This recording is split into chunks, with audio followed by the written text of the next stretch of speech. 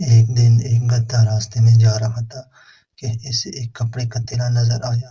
اس نے جب یہ تلا کھولا تو حیران رہ گیا۔ اس میں شیر کی کھال رکھی ہوئی تھی۔ گدھا بہت خوش ہوا اور اس نے شیر کی کھال اوڑھ لی۔ شیر کا منہ بھی اس کے ساتھ تھا۔ آہ، یہ تو بہت اچھی بات ہے۔ اب میں کیسا لگ رہا ہوں؟ یہ دیکھنے کے لیے گدھے نے قریبی تالاب میں جا کر اپنا عکس دیکھا۔ اب میں شیر بن گیا ہوں۔ اب میں ان سب کو مزہ چکھاؤں گا جو میرا مذاق اڑاتے تھے۔ گدھا باریک قدموں سے جنگل میں داخل ہوا۔ پہلا جانور جس نے شیر یعنی گدھے کو دیکھا یعنی وہ تھا ہرن۔ شیر ہرن کانپتے ہوئے بولا اور خوفزدہ ہو کر درختوں کی طرف بھاگ گیا۔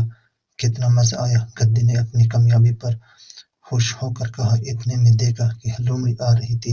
شیر صاحب، آپ تو بہت معزز، بڑے مرتبے والے اور اچھے جانور ہیں، آپ مجھے نہ کھائیں۔ لومڑی گدھے کے قدموں میں گر کر اس سے زندگی کی بھیک مانگنے لگی۔ گدھے نے اسے لات مار کر بھی بھگا دیا۔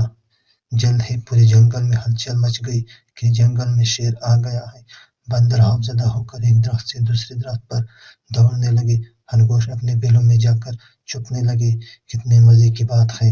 اب مجھے انہیں شیر کی طرح دہاڑ کر ڈرا دینا چاہیے، گدھے نے اپنے آپ سے کہا اور پھر شیر کی طرح دوڑا، لیکن شیر کی داڑ کے بجائے الگ ہی آواز نکلی، ڈنچو ڈنچو۔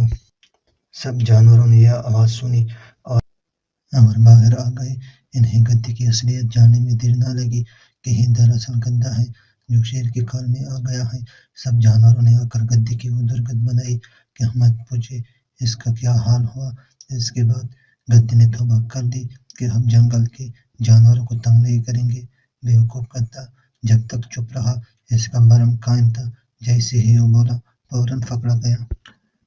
دوستو، اگر آپ کو ویڈیو اچھی لگی تو ہمارا چینل سبسکرائب کرو تاکہ ہماری نئی آنے والی ویڈیو آپ تک پہنچ جائے۔